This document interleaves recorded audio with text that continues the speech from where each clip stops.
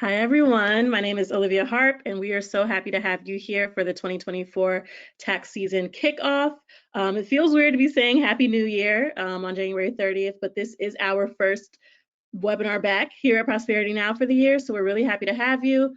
We're going to give people about 30 seconds to join, and then we will move forward.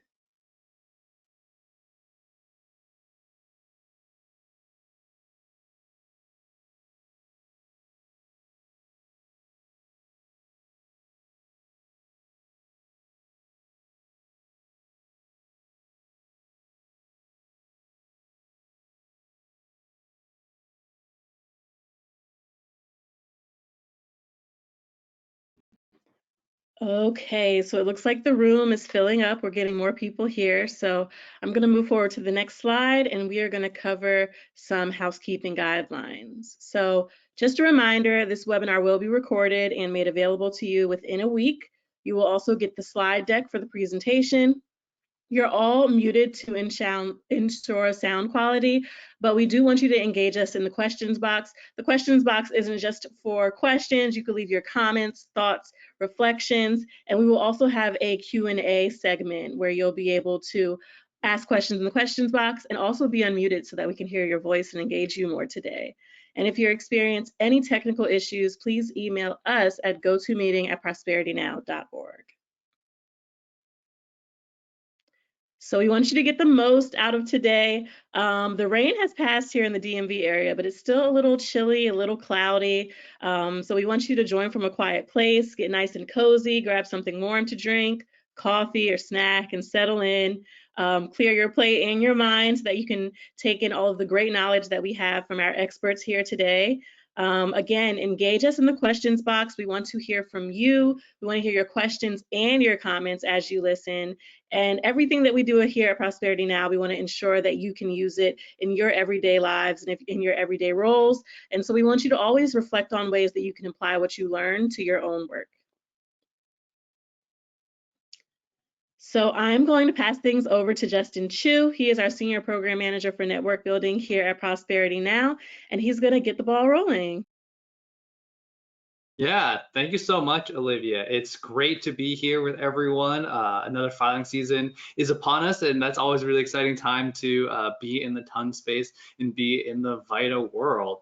So with that, I'm going to talk a little bit through the ton team. You talked to me here, Justin Chu, Senior Program Manager and Network Building Team. You heard a little bit from Olivia, who is a Program Manager, also the Network Building Team.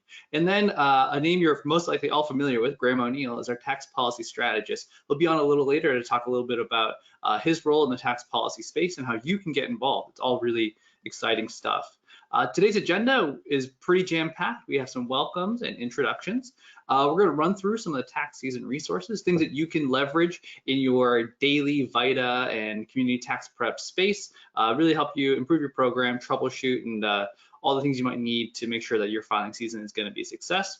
We're going to run through our expert panel presentation. We have some really great national partners here on the call to talk a little bit about what they're excited about for the filing season and share a little bit about their work. And then we're going to go into an open forum. This is where we want to hear from you. Like Olivia said, with all the questions and engagements you provide, this is where we're going to have that back and forth. And that'll take us to the bottom of the next hour. So we have a whole lot of time and a lot of great things to share. So let's get started.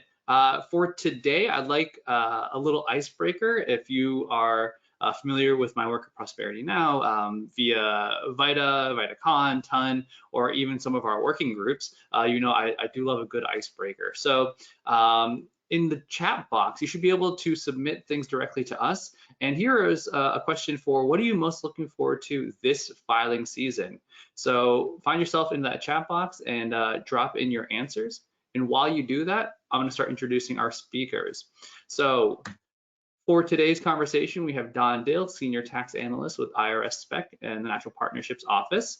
We also have Roxy Keynes with the Get It Back campaign at the Center on Budget and Policy Priorities. And then we have two folks here from TaxSlayer, Craig Smith, who is the VITA Operations and State Product Manager at TaxSlayer, and then Emmanuel, who's the director for TaxSlayer.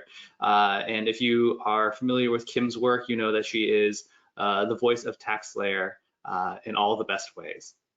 So with that, I'm going to launch another question. So we want to make sure we have the engagement and stuff going. So I'm going to launch a poll, which is quite simple.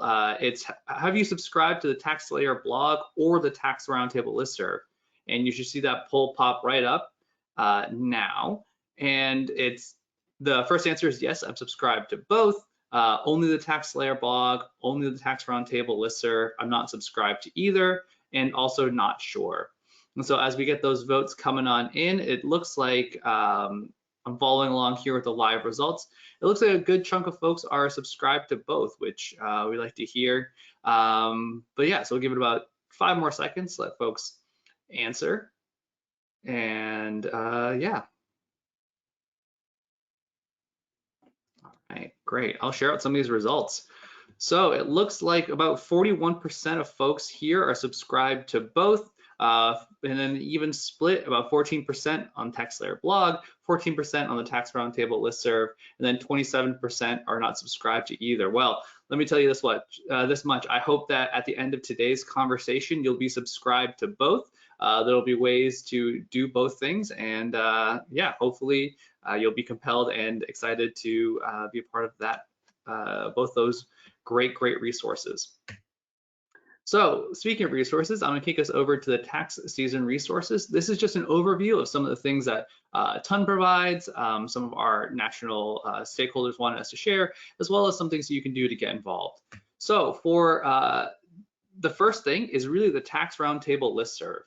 This is a listserv mostly of VITA practitioners, national partners, stakeholders, really the ways in which you're gonna get a question out to the field, and you're gonna get that instant response, right? This is the way for you to do peer-to-peer communication. We love to brag about the Tax Roundtable listserv here at Prosperity Now in our internal meetings. It's such a great way for you to stay involved, and the conversation's always started, always going. So I guarantee you, if you have a question, the Tax Roundtable is the place to go. We also have the VITA Train. Tax Year 2023 is live. We finished the final modifications for the 10 modules, which are on the Prosperity Now website. You can go to prosperitynow.org/VITA-train. This is a plug and play tax law training system. Basically, if you have any new volunteers or folks who just want to get the tax law basics on 10 different topics, sorting from intake interview all the way down to what's new for returning volunteers, this is the way for you to really get a sense of what's happening in the VITA sphere. In addition, we also have our TON working groups. We have 5 separate working groups. These are the affinity subgroups that really deal with the sort of hot topics for VITA. And this is not just a filing season obligation. This is throughout the year. So if you're interested in potentially joining that, we'd love to hear a little bit more. But these affinity groups deal with financial capability, volunteer management, creative service delivery, data collection, and then policy advisory. And speaking of policy, I'm excited to turn it over to Graham and see what he's got going on in the policy sphere. Hey everyone, it's Graham here. I haven't seen most of you for a while. I'm sure most of you haven't seen me for a little bit. I was out of the office for a little while on medical leave, but it is really great to be back and here with everyone, celebrating another great tax season. I think this is my 3rd with Prosperity Now and my 13th with VITA. So as they say, lucky number 13. Sorry, going off to a great start. So yeah, wanted to take a little bit of time to explain. There's been some internal moves here at Prosperity Now. I've moved over to the policy team, and Justin has stepped up and was doing what he was pretty much already doing even before I got here, which is being the administrator and the lead organizer for Taxpayer Opportunity Network. He did a great job then. He's continuing to do a great job, and that's really in terms of how you guys will experience it, everything. That's the largest extent of the change, except that it's also given me the capacity to expand some of the policy work that we do here at Prosperity Now. And I'll be able to start focusing in more on our state and local policy work in terms of taxes. So I'll still remain subject matter expert for TON. So if you have a question about VITA, whether it be a tax question, if it's a tax question, you should ask Brad Martin on our listserv. Don't ask me. But if it's something to do with, you guys can ask me. It's something to do with how to run a VITA site, managing the VITA grant, working with TaxSlayer, pulling reports, any of the, daily tasks that it comes with running VITA or TCE organizations, please just reach out to me. We'll make sure that my email address is part of the information that's sent out. We can put it in the chat in a second, but reach out to me. I'll still serve as your point of contact there. I still get to talk to Don Dill every week, probably usually more like once a day. But then I'll also be moving into this tax policy work. So I think we have a poll question coming up. And we just wanted to ask very quickly, are you at your VITA organization or your larger organization supporting any tax-related state or local policy efforts in your area? So are you helping in any capacity with policy-related work in your area? So I would like to give people a chance to vote.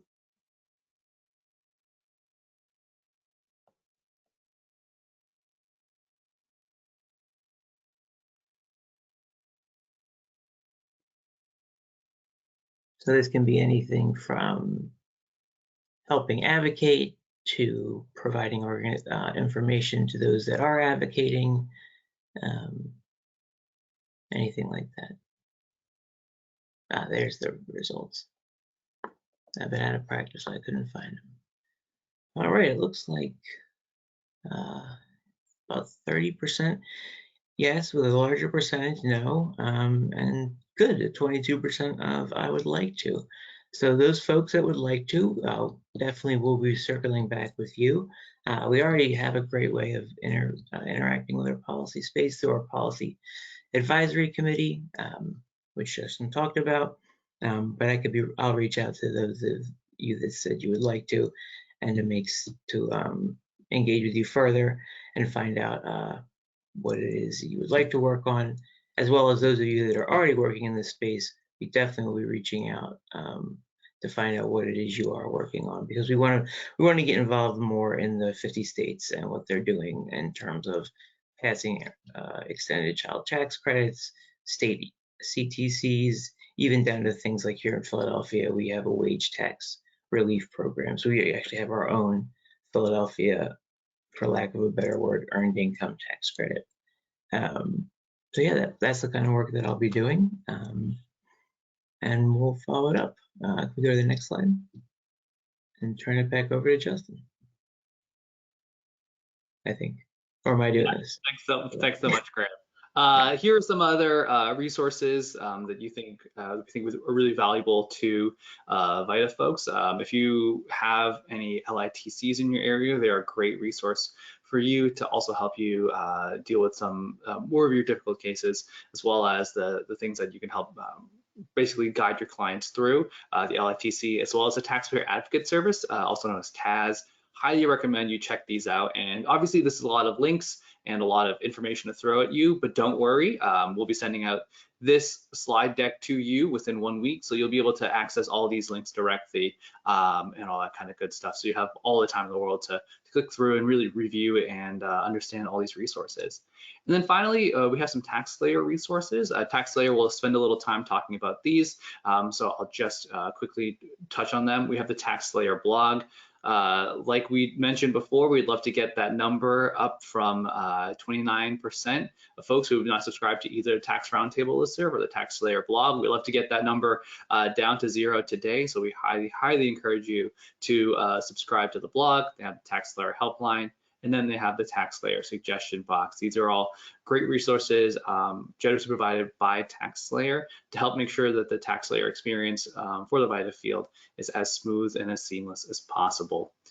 And speaking of smooth and seamless, we're going to talk a little bit to our expert panelists. And the first person we have on is a personal favorite of mine, Don Dill, who's the senior tax analyst for IRS Spec. Don? Hey, Justin, thank you. Good afternoon, everybody.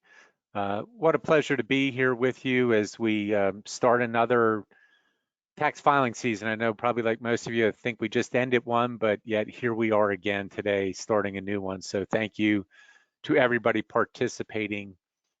Before I get started, I want to send special thanks to our good friends at Prosperity Now and the Taxpayer Opportunity. Uh, Justin, Graham, and Olivia, thank you for putting this together. Always such a great opportunity for those participants to get great information on tools and resources that can help each and every one of them as they go through this filing season.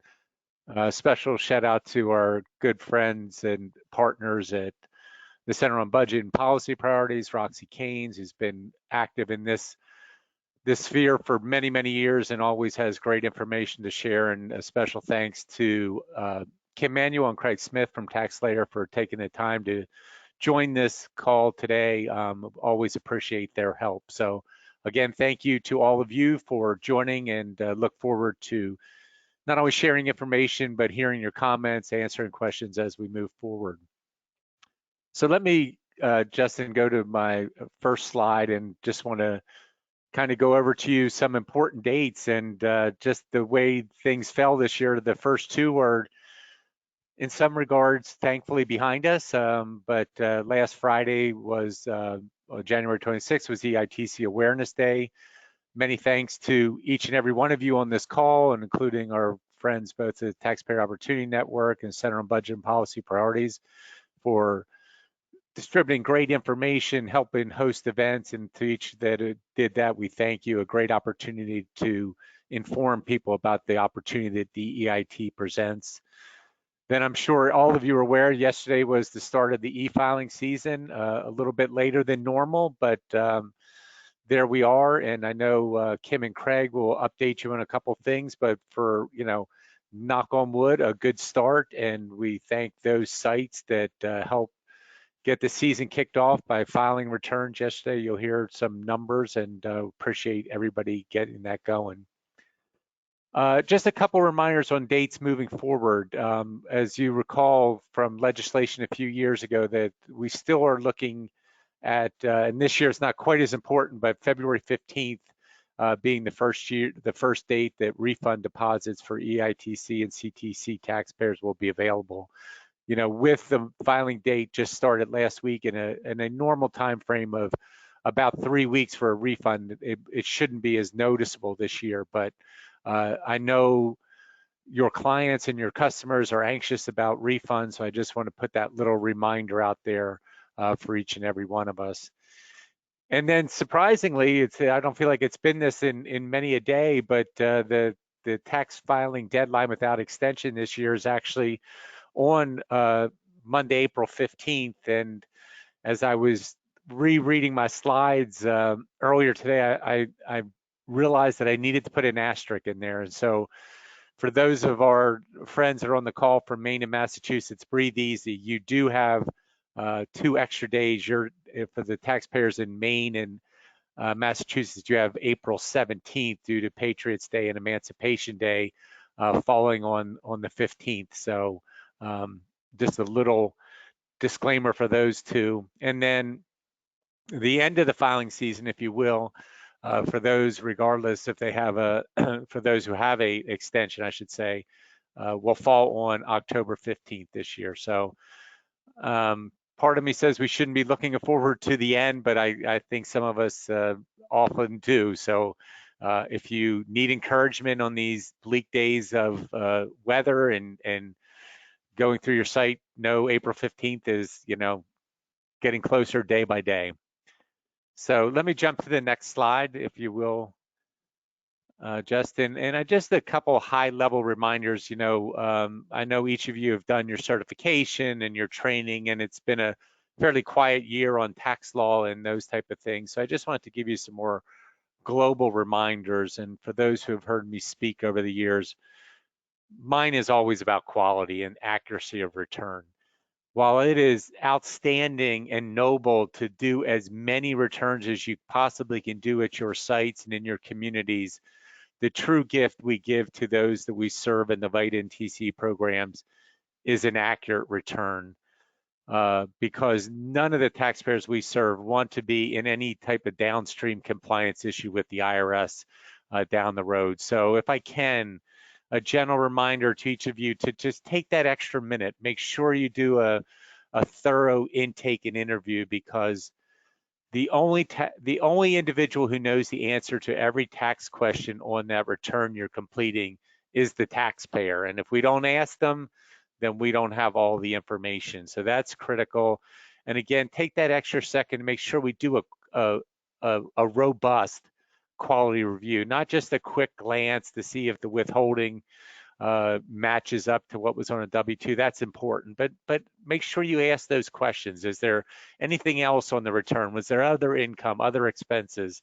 And just a great reminder that those points, that intake and quality review, are really the secret to doing those accurate returns that we all desire.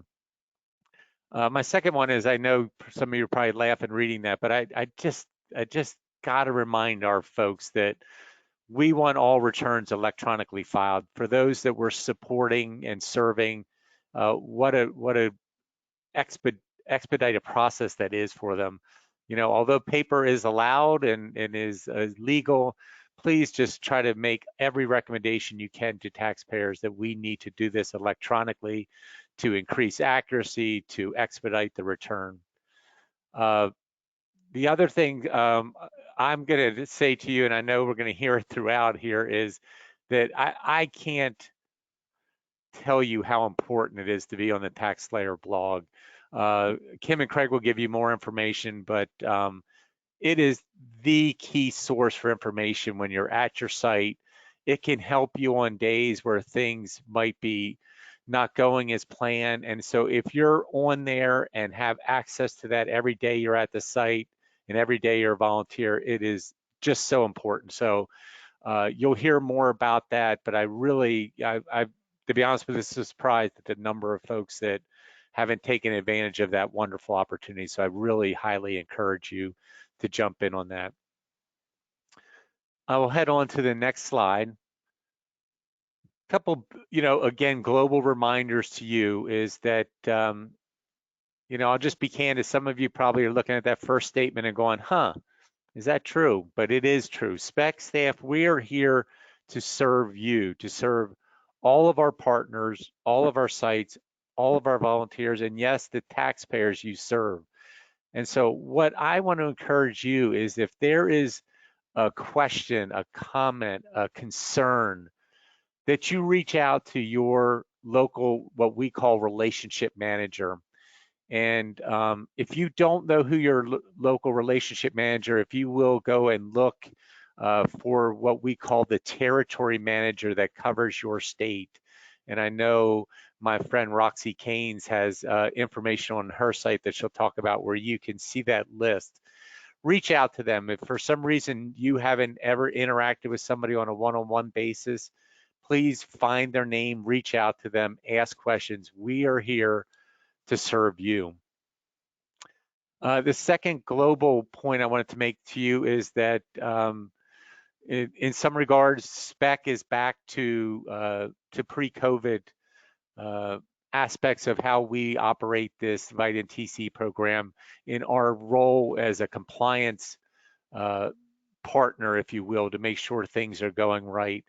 During the last couple years, and obviously during 2021 and 22, we were just not able to be out in the field like many of you weren't.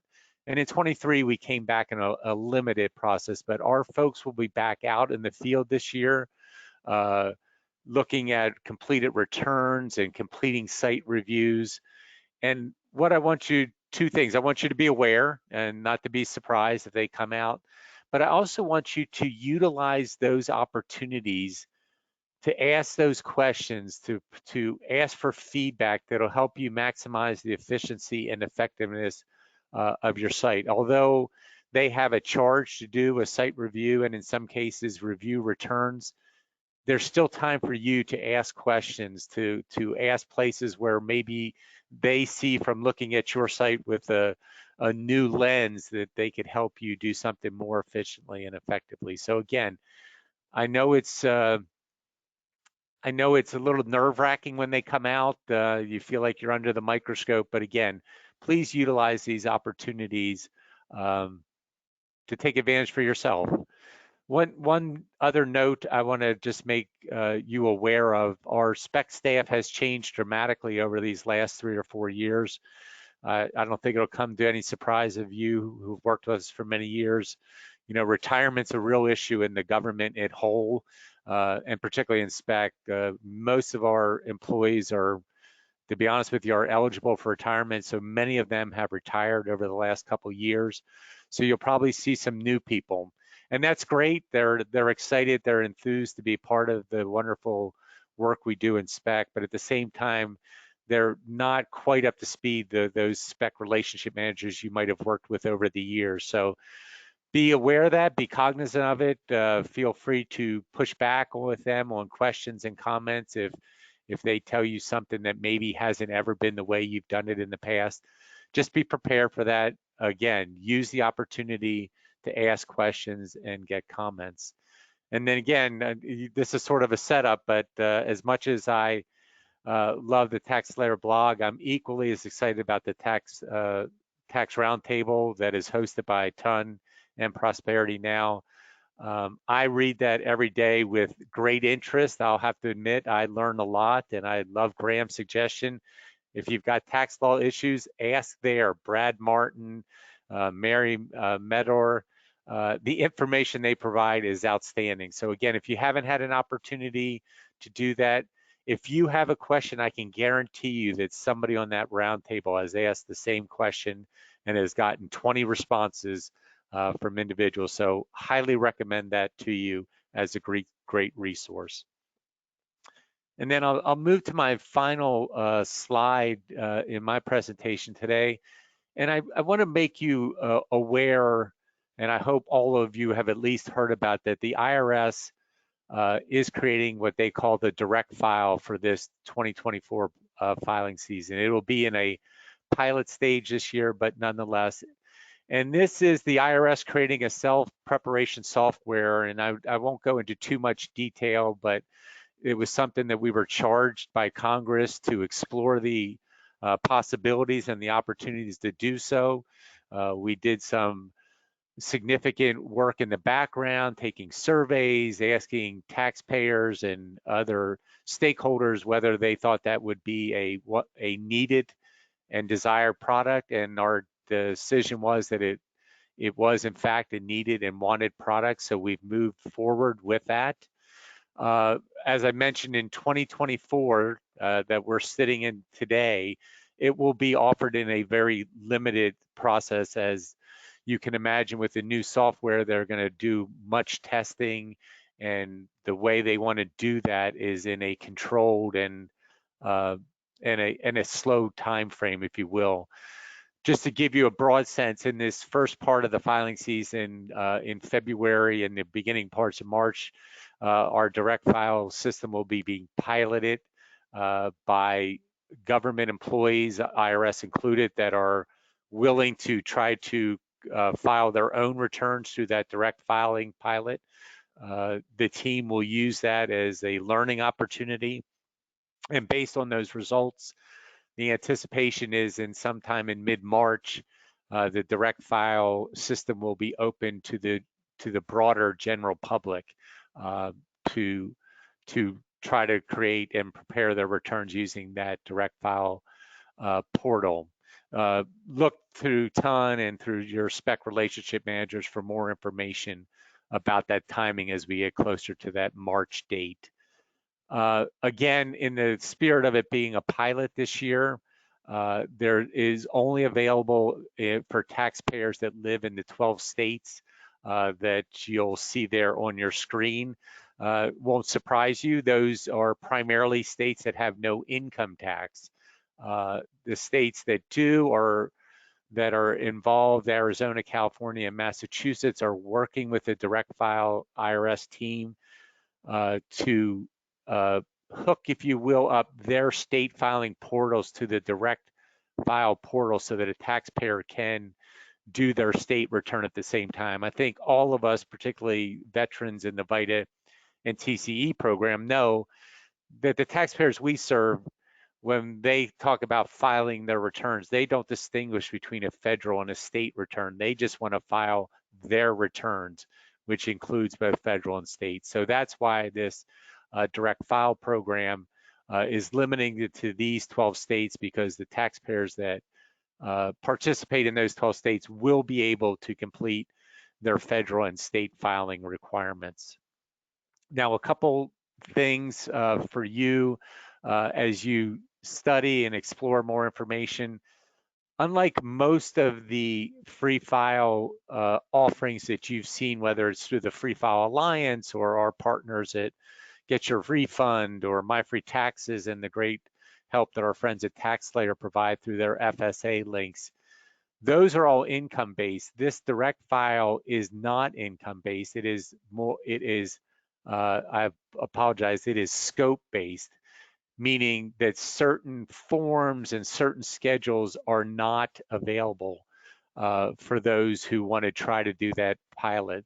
Take, for example, it will not support somebody who needs to file a Schedule A, itemizing their deduction, or a Schedule C that has a self-employed business. So you'll need to take a look at that and try to determine which of your taxpayers fit into this criteria and might be available to participate in a direct file program. And I apologize, since I completed these slides and sent them over, the direct file team has created and has now available their own web page. It is at directfile, one word, .irs.gov. So directfile.irs.gov. I recommend that to you, and I'll include it in the chat for you to go there to get more information if a lot of this information is new to you. And then last but not least, I wanted to make sure you know that as a VITA TCE program, this direct file pilot and program that is being offered by IRS is not competition to VITA and TCE. It is not something that is going to replace VITA and TCE, but rather is another option for free tax preparations for taxpayers who are looking for a way to get a return done for free.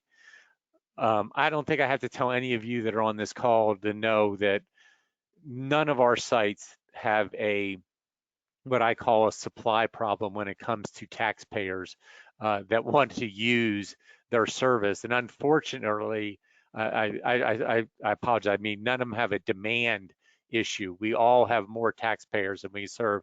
Our problem is on the supply side, how many we can serve. And so what I charge you with, and maybe not this year, depending on what state you are, but what the goal will be for us as a VITA TCE program is, are there taxpayers that we are serving now in our traditional VITA and TCE face-to-face sites that could take advantage of the direct file option and clear space, if you will, for those taxpayers who need our help, who are not capable, whether through technology or through experience with tax law and questions, that they need our help. And so again, I think as we all sit and think of our sites where we know we have more taxpayers than we can serve, this will be another option to find taxpayers a way to get free and quality tax preparation, but allow our spaces to have more opportunities to serve those who need our direct help. So I thank you in advance for your work in this filing season. I apologize, I had one more note again since these slides. I know many of you are reading about, and I know Justin and Graham will talk more about legislation that seems to be working its way through the House and the Senate up in Washington, D.C. about the child tax credit possibly coming back in a retroactive manner. I could tell you that we at SPEC, we at the IRS, and our partners at TaxPayer are all keeping our eye on that legislation, but at this point, it is merely proposed legislation. And so the charge to you is to keep moving forward. We will let you know if anything changes, and we'll, update our forms, update our training, update our information. But for now, all systems go as we get started yesterday in this filing season and work towards April 15th. So Justin and Graham, thank you again for the opportunity to join you today, and I'll turn it back over to you. Thanks so much, Don, and thanks for taking the time to share a lot about IRS and some of the new and exciting products. Speaking of Direct File, there is also going to be a demonstration webinar this Thursday, February 1st at 2 p.m. Eastern. It's a way for you to showcase, see the members of the Direct File team working on the product, working through a sample tax filing scenario, and really get a sense sort of under the hood with Direct File. So if you're in those areas and you in those available states, as well as if you're just overall interested, highly recommend you check out that webinar. Again, Olivia just dropped in the link for us. That's this Thursday at 2 p.m. Eastern. And with that, I'm going to turn us over now to our folks at TaxSlayer, Craig and Kim. Take it away.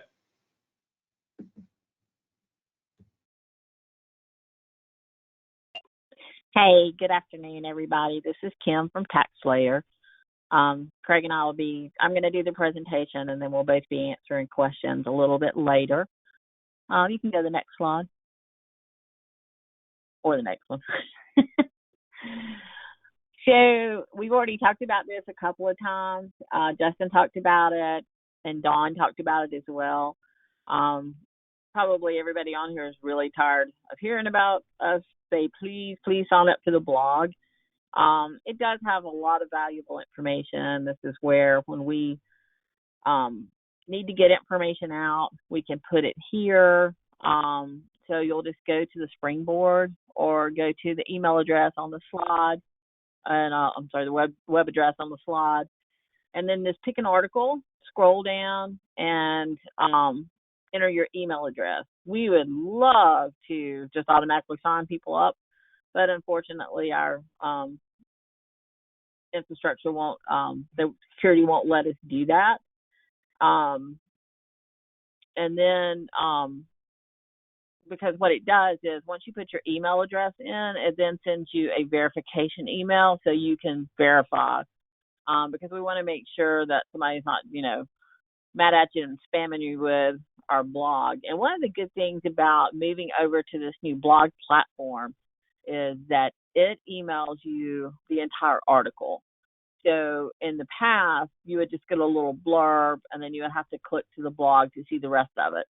So this gives you your entire blog article minus pictures on your device that you're looking at it. The next slide. So as we, as we move already into tax season, we encourage you to just take an opportunity and go back and look at our 2023 enhancement webinar. Craig presented this live in December, and he also recorded it, and it is on the Practice Lab. It's under Section 6, and it's the recorded webinar number 5. It's about an hour long. And if you don't have time, especially this time of year, to sit through and, watch the entire webinar, you can download the enhancement guide. And that way you can just kind of flip through, see some of the new things that we have, have rolled out, things that we've rolled out since since Craig's completed the webinars. We're putting that information on the blog. One of the things as an example would be the client list portal, client portal list that we delivered earlier last week. We put some information on the blog about that. And you'll continue to see us post information about, okay, great, you've got this new list page that helps me with my taxpayers that I send a client customer portal invite to. What else does it do for me? Why would I want to use customer portal and things like that? So we'll be posting a series of blog posts about that as well. Next slide. So availability of e-file. This is one thing that we had posted on the blog because we get this question all the time. And a lot of times when you email into support or call into support, they're going to give you the answer, but they're also going to tell you, hey, this information to get keep up-to-date information. It's on the blog. They may send you the blog link if you've emailed in to support. But I'm going to run through these. We did participate in a controlled launch last Wednesday with probably about 600 returns, so that was a real good turnout.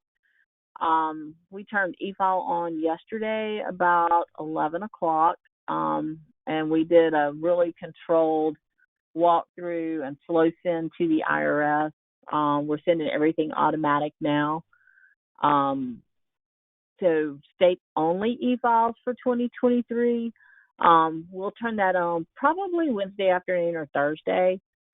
Prior year e-file, which would be 2022 and 2021, we'll turn that on later this week as well, probably looking at Wednesday afternoon or Thursday morning on that.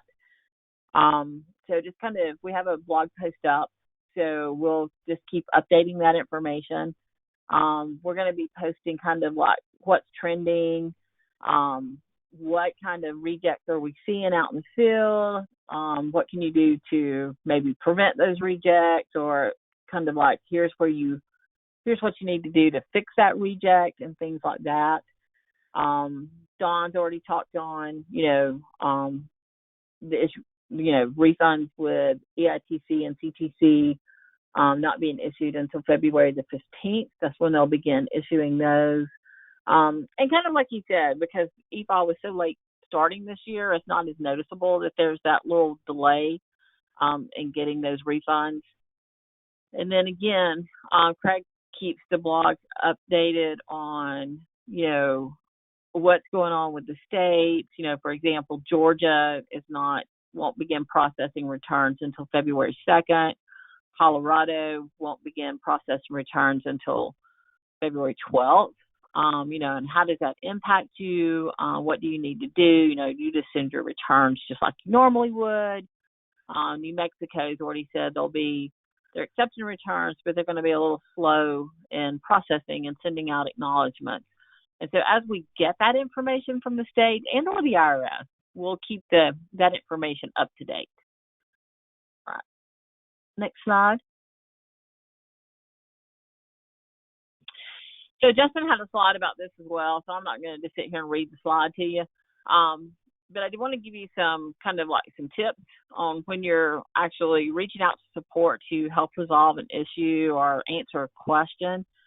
If you're calling them, be in front of your computer, because they're going to want you to go somewhere. They're going to want you to look at something. So it's always handy to be in front of the computer. And I know you're like, well, that makes sense. You would be surprised. The other thing is when you send the email in, just make sure it has all the information. We need either your SIDN or your EFIN so we can locate your record in our system.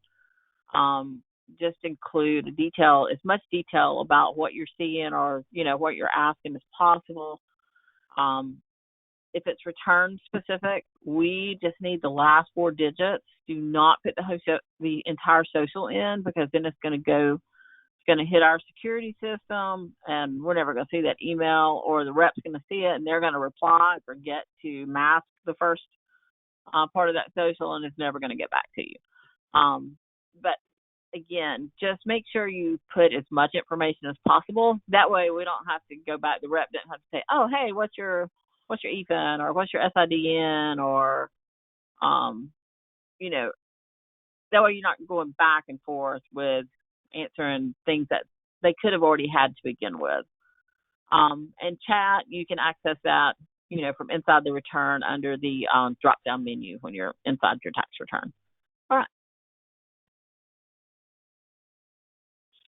So one of the things too is running reports during tax season. It's part of helping manage your site, manage your taxpayers' expectations. High-risk acknowledgement report. Okay, now let me tell you, it's very interesting. As I was working through today, you probably saw my blog post of high-risk acknowledgements. Why am I seeing double? Well, so we had a good explanation of that. We did process them back twice. So we were trying to give screenshots and things like that. But as I was trying to get those screenshots, I was looking at interestingly enough, some of the locations, and a lot of people have they never run their IRS acknowledgement reports, or they don't even have them in the list of reports to run anymore. So we strongly encourage you. This is something you should do on a daily basis. I think a lot of times we rely so heavily on, yep, it's really easy to look at that client list really quick and see that returns are accepted or rejected. But again, this is a report you should run daily. Validation errors, this is where we do that second check, just in case something's changed and we know, oh, hey, this is going to reject, so we'll do a validation error and kick it back to you. Run that report daily. Same thing for state acknowledgments. When the state starts really gearing up and acknowledging their returns, run that report daily. And then some that, to run weekly. Federal returns not transmitted, federal returns transmitted with no states on it, because you may have accidentally marked a state paper or meant to go back and, mark it e-file before you e-filed it. But that way, if you run those weekly, then it kind of helps you keep track of things throughout the tax season and not at the very end of tax season. All right.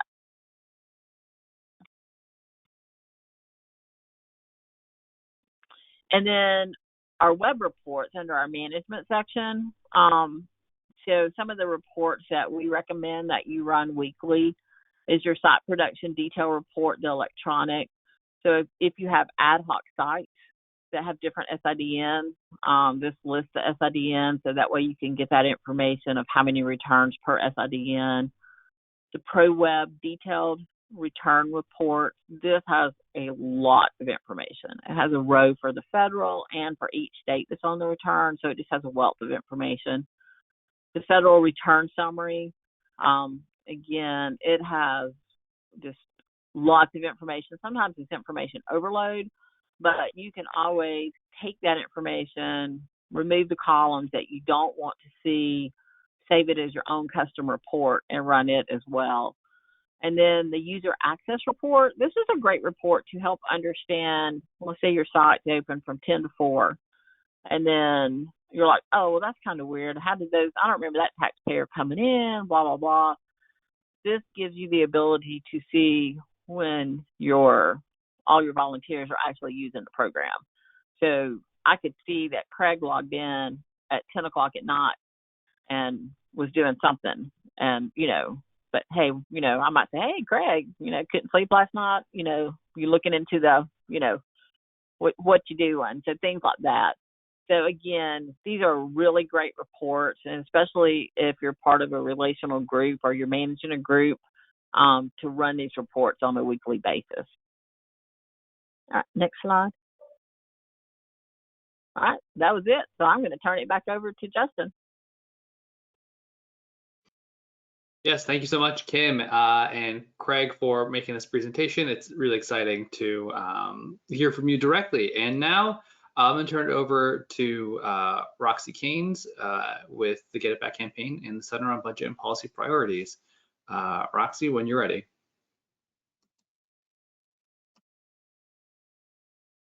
Okay, thank you so much. Hello, everyone, and thank you so much for being here for this tax season kickoff. So I am going to share with you about the Get It Back campaign. While some of you all are familiar, some of you may not be, so I'll share a little bit of background, and I also will go through some of the resources that we have available and how we're really here to help support you. Next slide, please. So the Get It Back campaign is a project of the Center on Budget and Policy Priorities. The Center on Budget is a nonpartisan research and policy institute, and we pursue federal and state policies that are designed to both reduce poverty and inequality in equitable and effective ways. Next slide.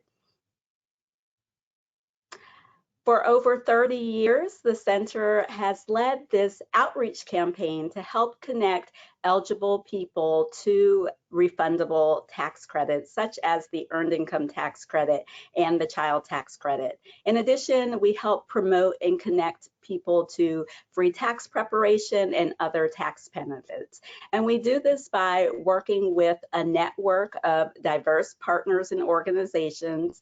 Many are VITA programs or tax aid sites that provide free tax preparation like you. Others may be government agencies or businesses or universities and advocates that support the tax credits and want to help connect their clients and other people that they work with to them. So we are really here to help support you. Next slide. So I will do a brief walkthrough of some of the resources that we have. We have resources that will categorize in the different ways that you see on the screen. And I'll just take you through an overview, a bit of a tour of some of what's available at our website, taxoutreach.org. Next slide. So first, we have several educational resources and resources that can provide background information on a number of topics. You see on the screen is just a glimpse.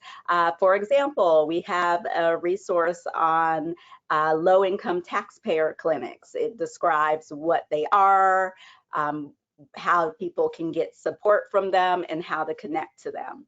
We also have backgrounders and information on different tax credits. So the Earned Income Tax Credit is just one of the examples. One of our goals with our campaign is to prevent information in an accessible and understandable manner. So we take the highlights and the things that people need to know and distill it a bit from what you may find on the IRS website. So this is some of the educational resources we provide. We also have a page dedicated to different free tax filing options. So we walk through all of the options that are available, including VITA, TCE, and AARP tax aid, as well as My Free Taxes and Get Your Refund and IRS Free File. Next slide. Our next category of resources are the explainer resources. So these are designed to explain in detail a certain topic, especially a process that people may need to navigate. It can be completely overwhelming, and while many times what would be most useful is to have someone be in person with someone and walk them through a process, as a national campaign, we do our best to provide resources that can be used regardless of location. So some examples of our explainer resources include a page dedicated to how to create an IRSID.me account.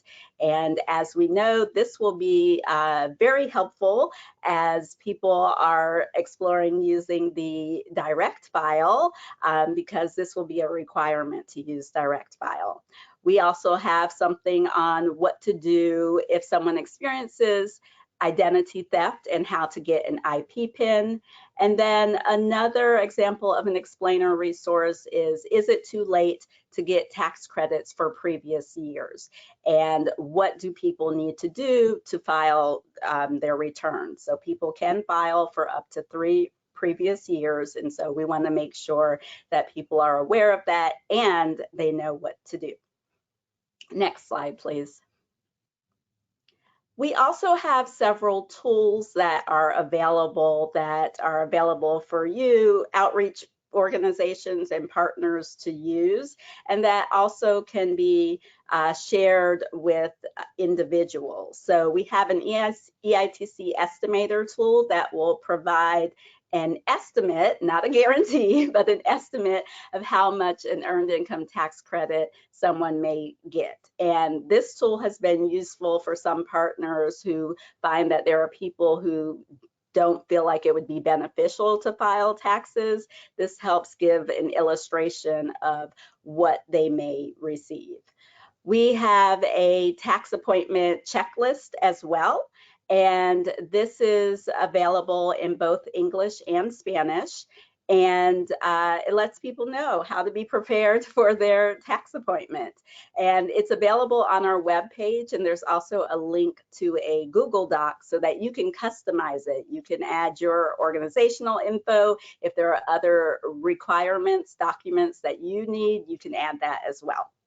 And we have a resource for different graphics. So if you post things on social media, you can look at our graphics library for inspiration. You can also incorporate graphics into any electronic communications you have, whether they're emails or newsletters.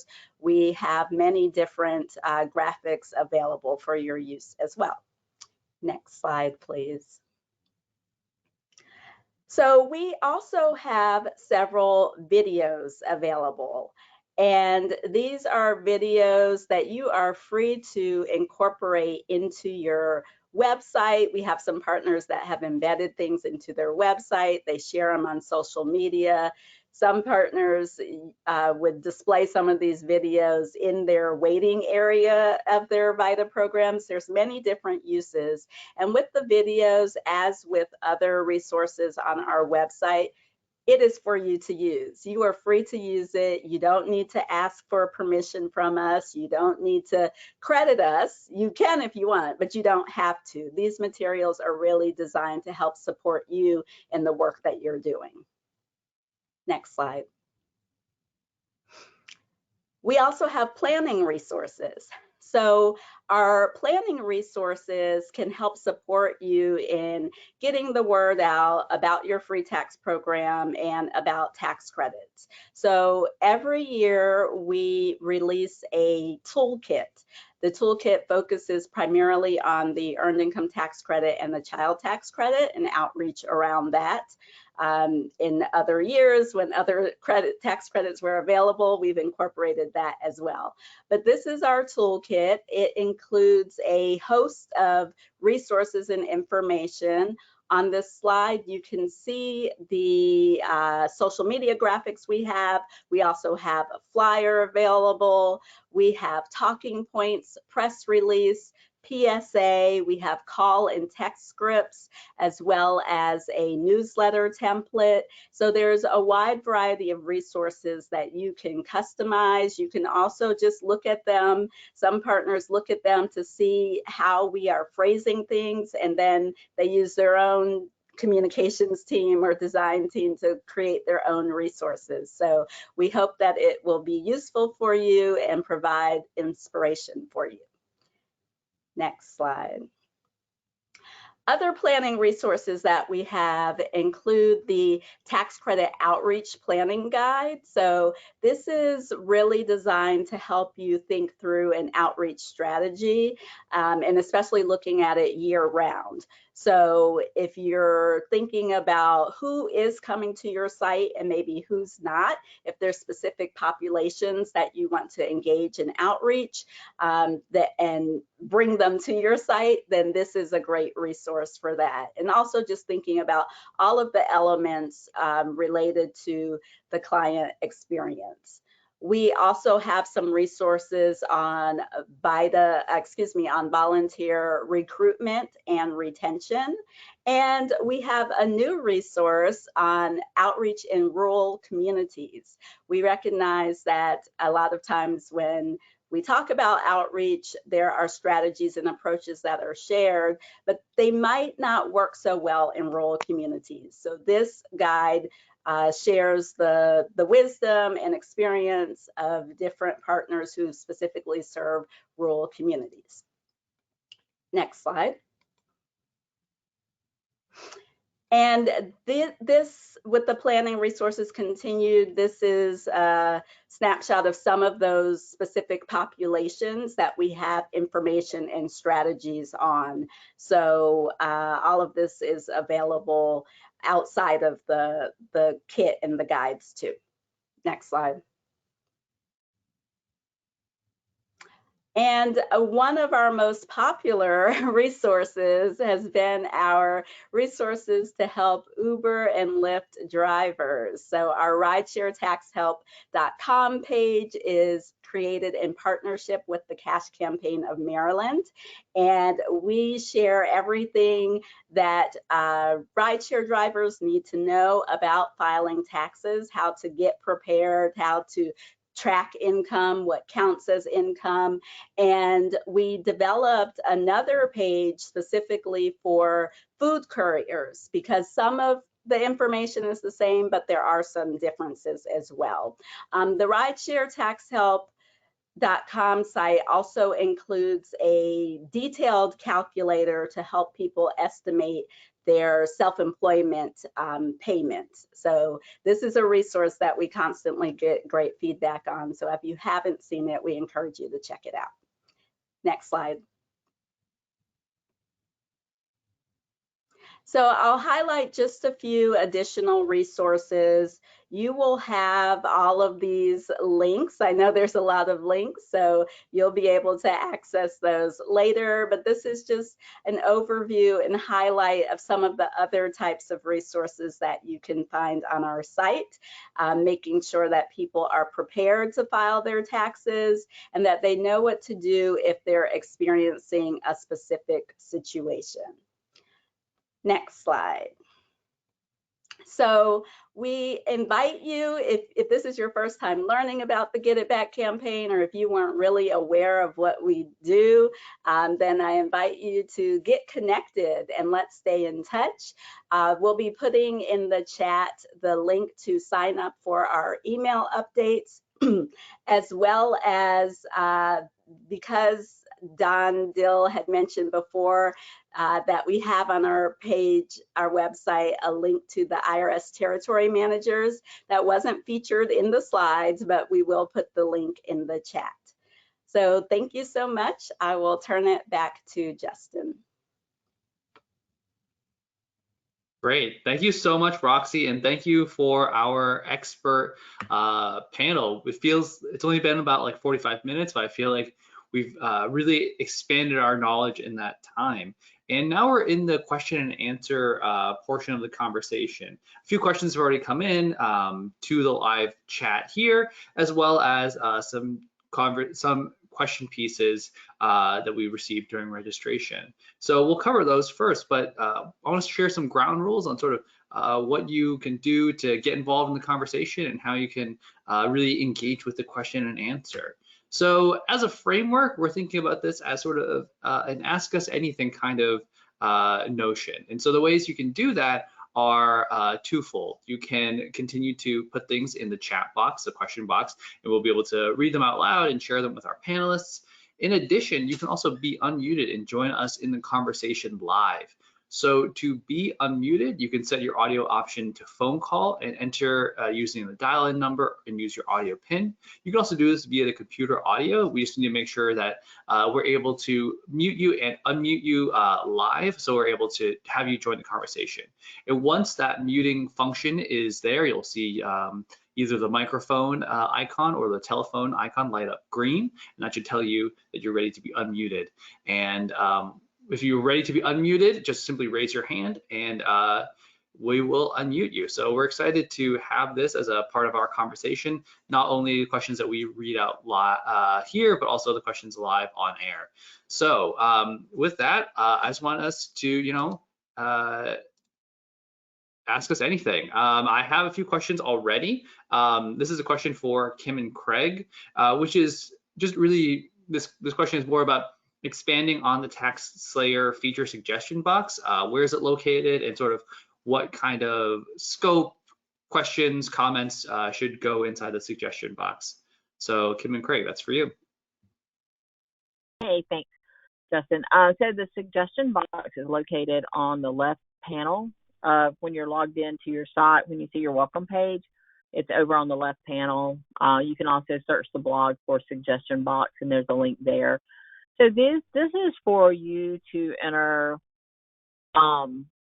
suggestions of how we can improve the software to make it easier for you. Or I need this I get a lot of this on this type of taxpayer. It would really be great if we had this form, X form, in the program. It is not for, oh, hey, there's a bug in the program, or hey, did you know this? So it's not for support issues. If you send in a support issue during tax season, I can promise you, hey, you're never going to get a reply. So if it's an issue with the program, then you should reach out to VITA TCE support. If it's something that is not currently in the program but would make your life easier if we added it or did something differently, that's what you would put in the suggestion box. Got it. Thanks so much. The next question that we actually got this from the registration, and this is really around some of the new potential expansion for CTC. I know, Don, you touched on it a little bit during your comments, but for recommendations, this is for the entire panel, what would you recommend VITA sites do should their clients walk in and sort of address this CTC expansion? How should they approach this proposed change before anything is gone through the House and Senate?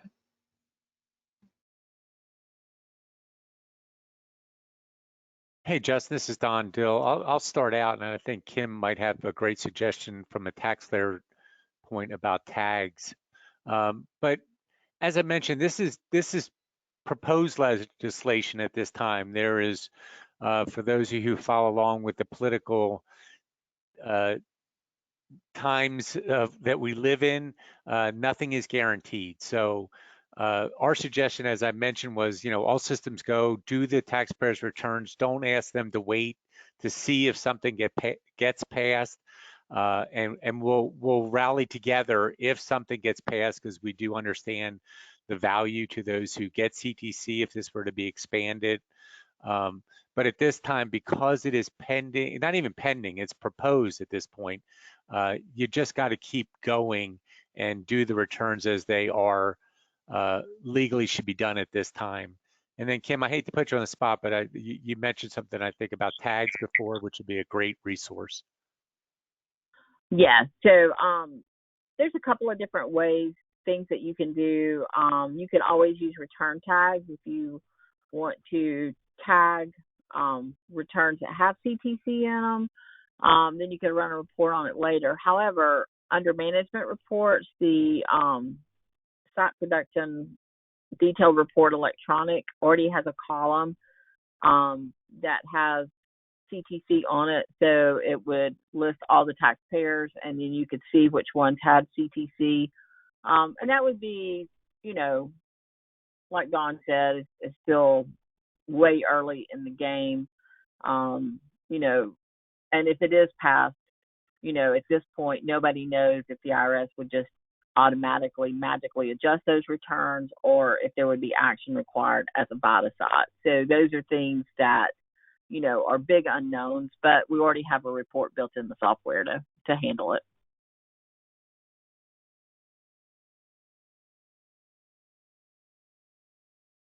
Yeah. Also, I think, if this happens, TON will, be in that moment, part of that push to, share the word with all the folks here on the call, as well as all of the members in our network, to really share how this impacts the return and, all those kind of good stuff. But yeah, I think, like you said, Don and Kim, it's good to just stay the course now and see what happens with this proposed legislation.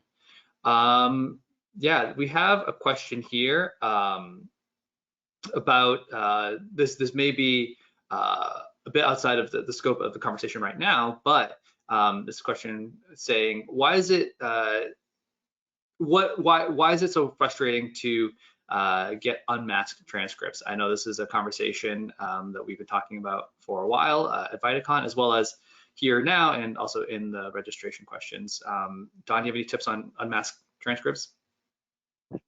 Hey, Justin, thanks. A great question, great comment. It is one that's on my radar.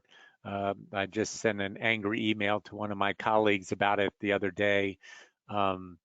that we do need to do better, particularly for VITE and TCE partners.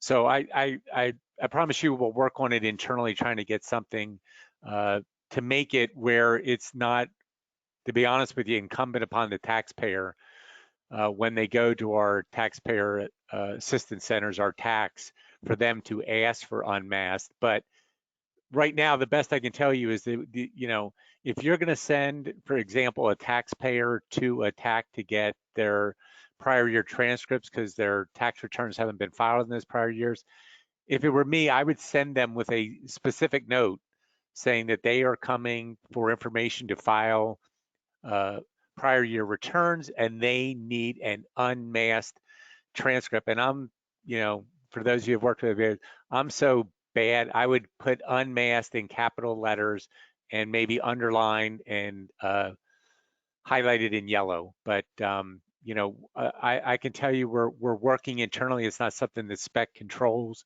but we are asking when there is evidence, particularly that this is asked of a VITE or TC taxpayer, that even if they don't ask for unmasked, that they be given that. So again, but if you have the opportunity and you are sending people to get them, just tell them or give them a piece of paper that says they need unmasked, because unfortunately right now it almost appears to be without that magic word, you're not going to get the right transcript. So I apologize for that.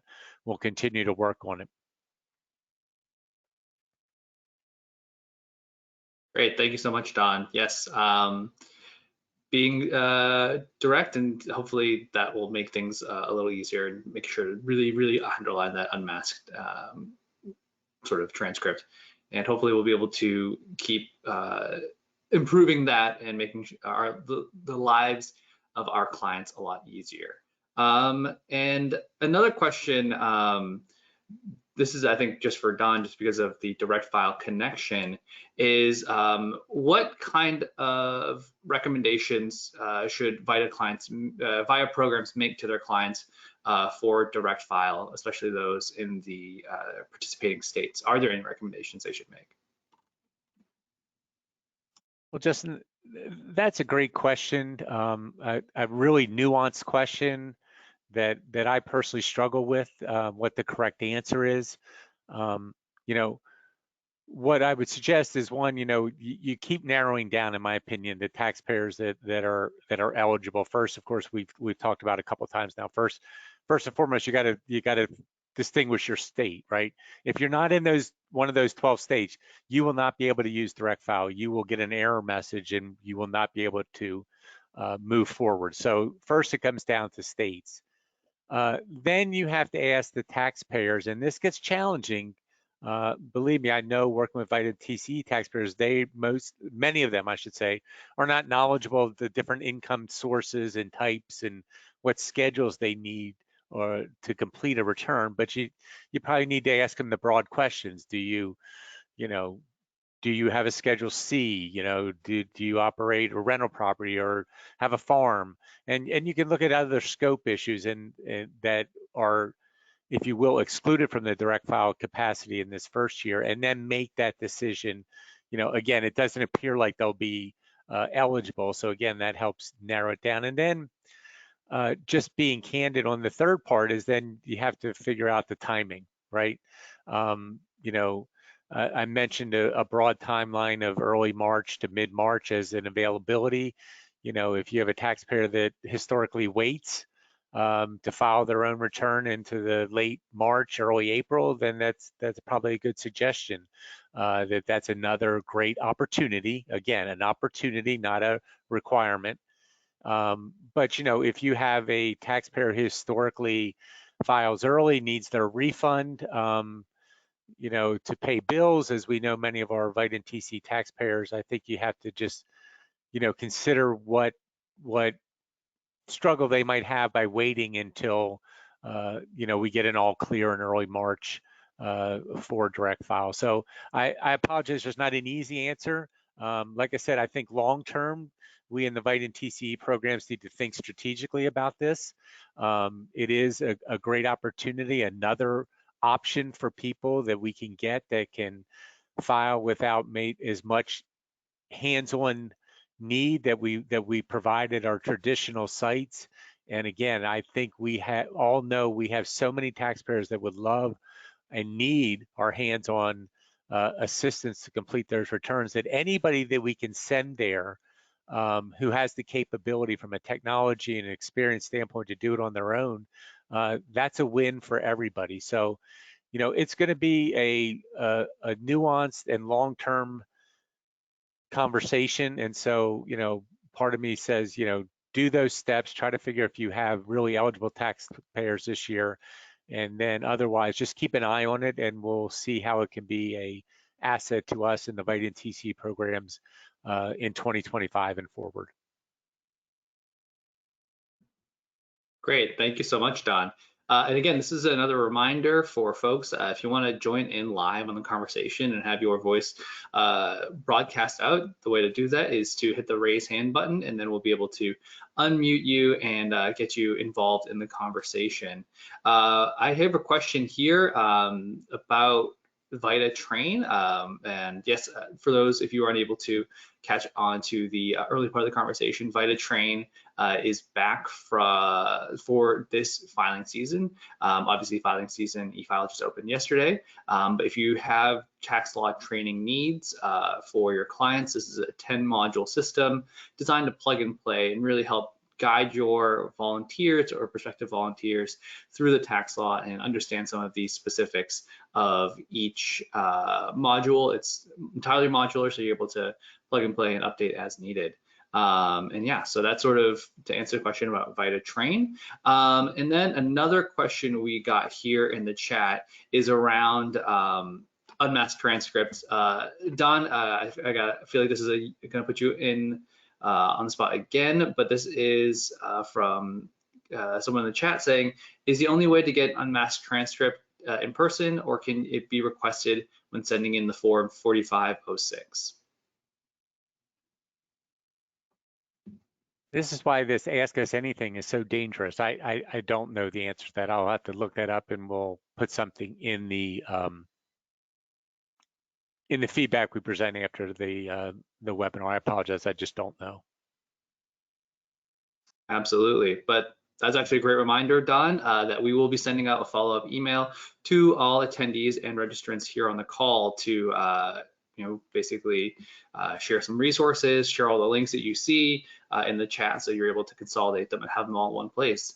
So with that, I think we have our first caller, Desmond Leong, joining us from beautiful St. Louis.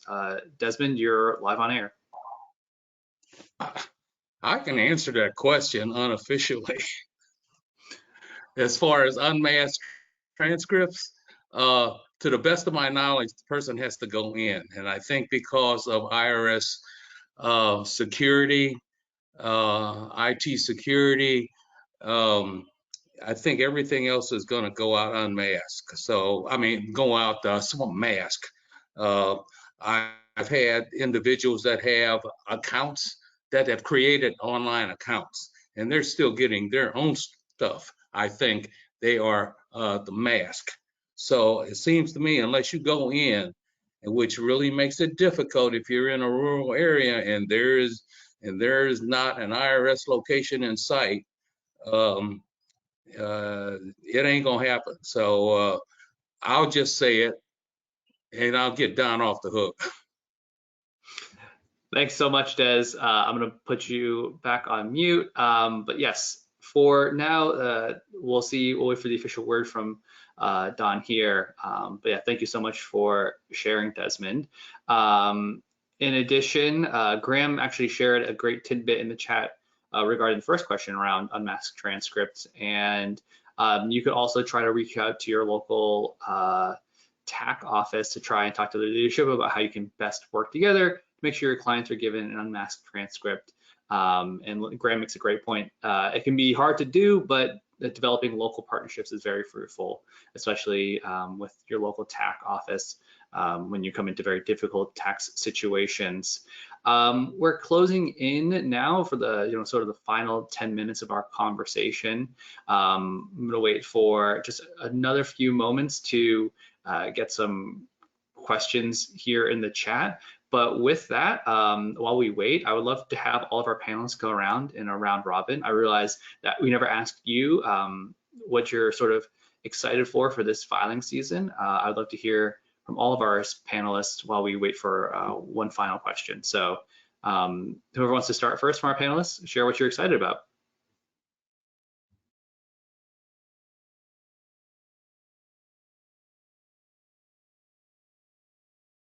I can start. I think I am excited about the launch of Direct File and seeing how that advances.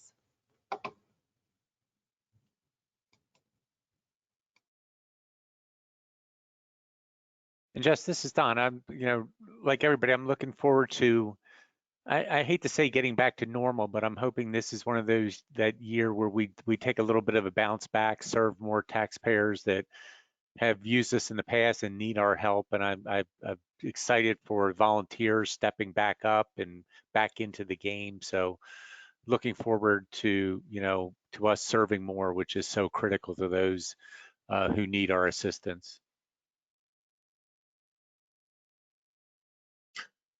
Hey everyone, this is Graham again. I am unmuted, great. I am looking forward to starting with answering Eric Nudson's question of, do states have unmasked transcripts? I'm gonna have to look up for every 50 state.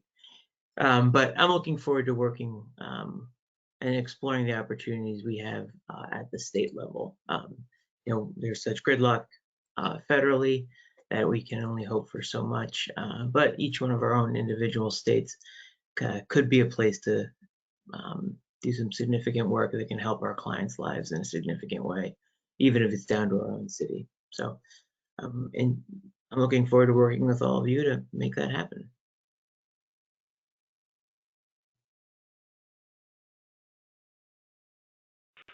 Hey, this is Craig with Taxpayer. I thought I'd be able to get away without talking, but Justin put us on the spot. Good job, man. I always look forward to just continuing to build relationships with everyone, with TON, with AARP, with everybody in the VITA TC community. And, we work with y'all every single day. Y'all help us improve the software. Y'all are using the heck out of the software, and you always have great feedback for us. So I just always look forward to those continued relationships getting stronger each season and just being able to work with everybody here.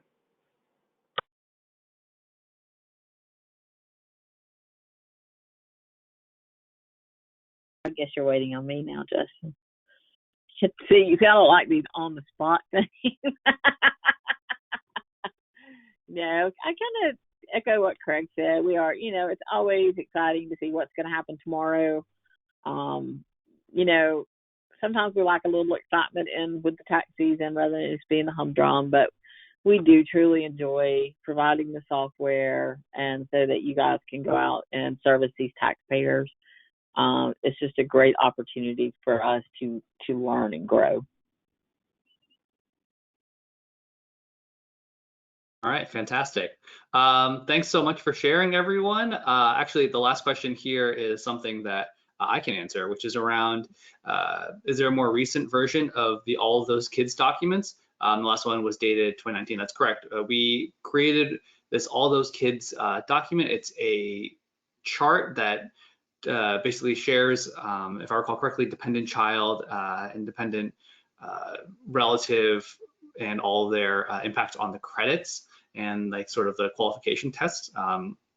But this is also part of the TON promise and the TON commitment to the field, is we would love to have the ability to continuously update that. So that's a great one, Eric, for you to shout out as something we should update for this year. And that's part of the reason why we love having the network here to really talk things through with us.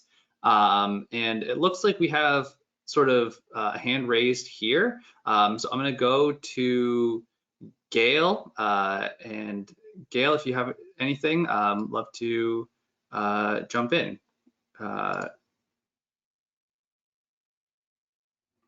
Looks like you're self-muted, Gail. Looks like it's might be misclick.